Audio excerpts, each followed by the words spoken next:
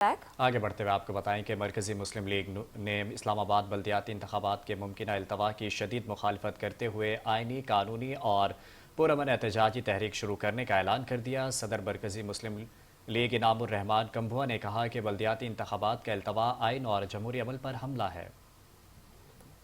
के अंदर ये चौथी बार हुकूमत की जानिब से ये एक ड्रामा किया जा रहा है।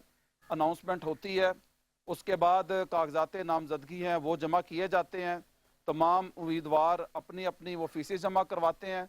और अभी तो यानी कि इससे पहले अगर हम देखें तो 3 बार ऐसा हुकूमत ने किया और अब ये चौथी बार हो रहा है। अभी स्क्रूटनी का अमल जारी व सारी है, तो हुकूमत की जानिब से बाकायदा ये वफाकी कबीना का इजलास बुलाया जाता है और उसके बाद फिर ये बल्दियाती इलेक्शन ये मुलतवी करने के हवाले से बात की जा रही है।